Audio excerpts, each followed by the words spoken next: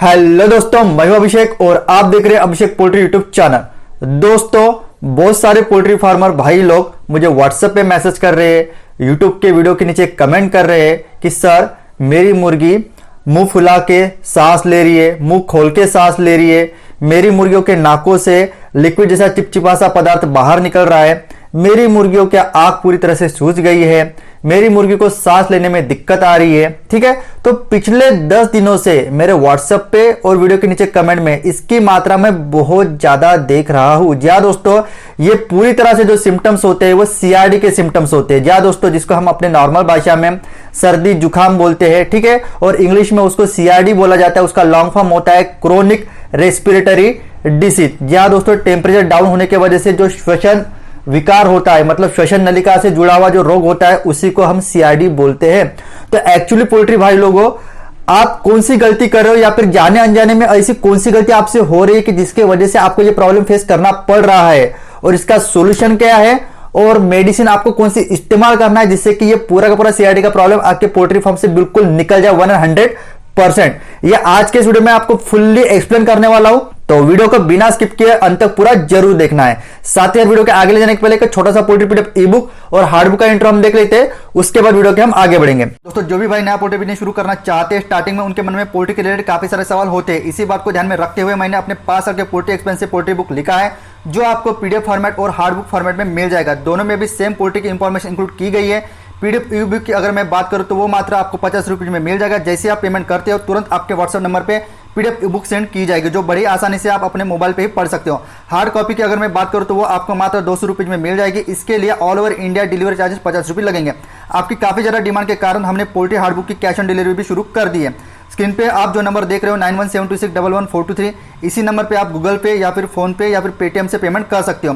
Bank account की detail आपको video के डिस्क्रिप्शन में मिल जाएगी। दोस्तों, इस पोल्ट्री बुक में मैंने ब्रॉयलर पोल्ट्री फार्मिंग, देसी poultry farming, layer poultry farming की पूरी जानकारी आपको देने की कोशिश की है।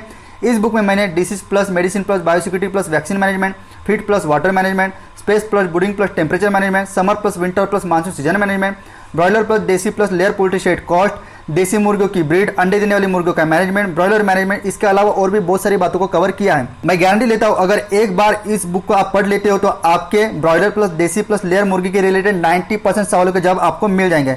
अगर आपको भी ये पोल्ट्री पीडीएफ ई बुक या पोल्ट्री हार्ड बुक चाहिए तो बुक की प्राइस गूगल पे, फोन पे या फिर पेटीएम पे पेमेंट करके उसकी पेमेंट की स्क्रीनशॉट आपको 9172611423 इस व्हाट्सएप नंबर पे सेंड करना है। कृपया पोल्ट्री बुक के अलावा किसी अन्य कारण के लिए व्हाट्सएप पे मैसेज ना करें। साथ ही साथ ये मेरा पर्सनल नंबर होने के कारण इस नंबर पे डायरेक्ट कॉल अलाउड नहीं है। सबसे पहले तो मैं आपको 5 पॉइंट ऐसे समझा कर बताऊंगा कि जिस कारण आपको सीआरडी का प्रॉब्लम फेस करना पड़ रहा है या फिर सर्दी जुकाम जैसी प्रॉब्लम आपके पोल्ट्री फार्म पर आप फेस कर रहे हो। उसके बाद मैं लास्ट में आपको मेडिसिन बताऊंगा, उसका इस्तेमाल किस हिसाब से करना वो बताऊंगा, जिससे कि आपको पूरी तरह से ये वीडियो देख के नॉलेज मिल जाएगा और आपके पोल्ट्री फार्म से सीआरडी और सर्दी का प्रॉब्लम पूरी तरह से चला जाएगा। सबसे पहली प्रॉब्लम या फिर सबसे पहली जो गलती आपकी तरफ से हो रही है वो होती है इन्वायरमेंटल में चेंज होना, उसको हम क्लाइमेट चेंज भी बोलते हैं, और साथ ही साथ टेम्परेचर में फ्लक्चुएशन होना। सीधी सी बात है दोस्तों, जो भी है बरसात के बाद जैसे ही ठंडी का मौसम चालू हो जाता है तो डायरेक्टली क्लाइमेट चेंज हो जाता है और टेम्परेचर काफी ज्यादा डाउन हो जाता है। ऐसे में अगर आप अपने पोल्ट्री फार्म पर टेम्परेचर बनाकर नहीं रखते हो तो सीधी सी बात है आपके मुर्गे को सीआरडी होती है। तो आगे जाकर आपको टेम्परेचर बना के रखना है। पॉइंट नंबर 2, लो ब्रीडिंग टेम्परेचर। जी हाँ दोस्तों, बहुत सारे लोग टेम्परेचर प्रॉपर्ली मेंटेन करते ही नहीं। दोस्तों, ठंडी का मौसम चल रहा है, ठंडियों के मौसम में बाकी सीजन के मुकाबले ब्रीडिंग का टेम्परेचर जो होता है वो सबसे ज्यादा मेंटेन करना पड़ता है। लोगों को लगता है भैया 5-6 दिनों तक के मैंने ब्रीडिंग कर दी, अभी उतना ध्यान देने की जरूरत नहीं है, क्योंकि उनको लगता है अगर वो इलेक्ट्रिक ब्रीडर इस्तेमाल कर रहे हैं तो इलेक्ट्रिसिटी ज्यादा आएगी, गैस ब्रीडर का इस्तेमाल कर रहे हैं तो गैस का खर्चा ज्यादा आएगा।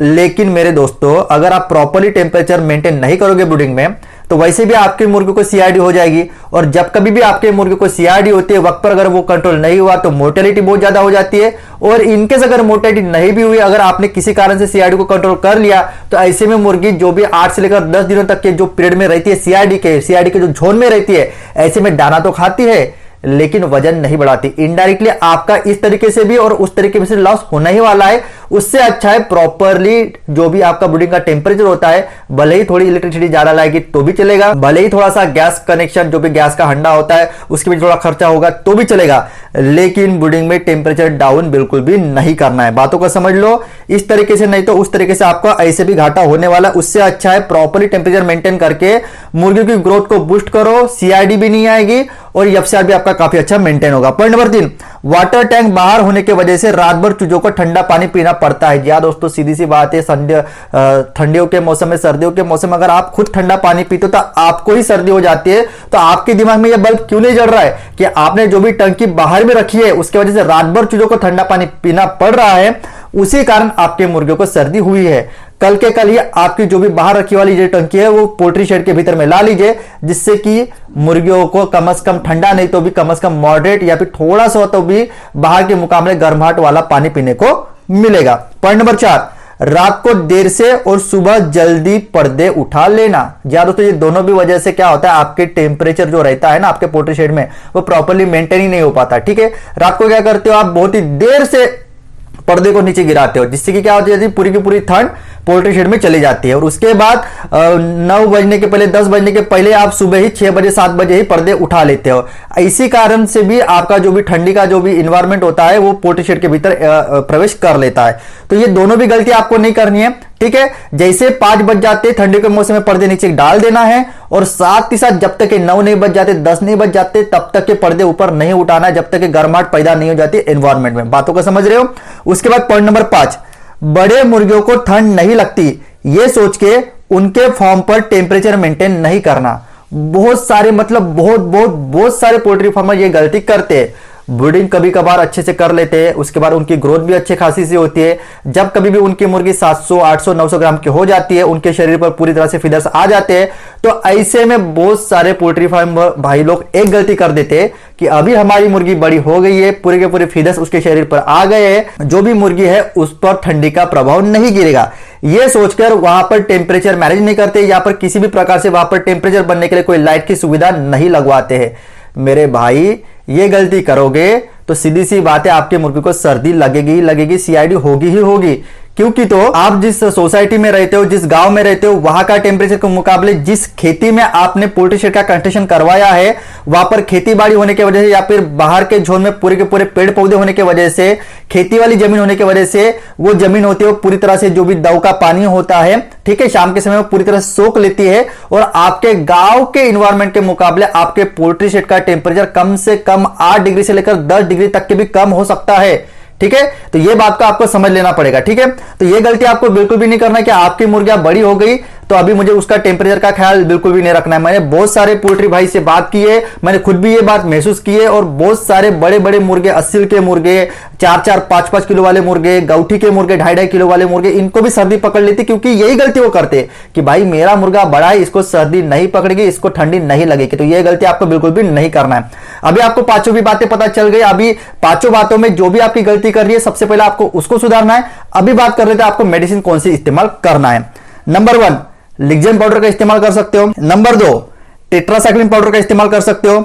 नंबर 3, कॉसिमेट पाउडर का इस्तेमाल कर सकते हो। नंबर 4, ट्रॉक्स पाउडर वीरबैक का इस्तेमाल कर सकते हो। नंबर 5, एंड्रोजन प्लस लिक्विड का आप इस्तेमाल कर सकते हो। नंबर 6, मेरिकिन लिक्विड का भी आप इस्तेमाल कर सकते हो। अगर आपकी सीआरडी एकदम नॉर्मल स्टेज पे है तो कोई भी एक, मैंने जो अभी 5 मेडिसिन आपको बताया वो चलाने से भी आपकी नॉर्मल सीआरडी चली जाएगी।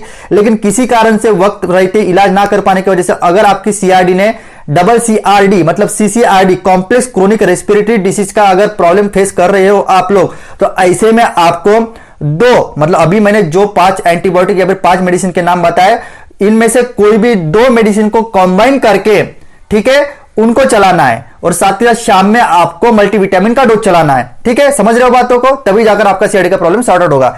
इसी तरह का पोल्ट्री का नॉलेज लेकर मैं मिलता हूं नेक्स्ट वीडियो में। जय हिंद, जय भारत।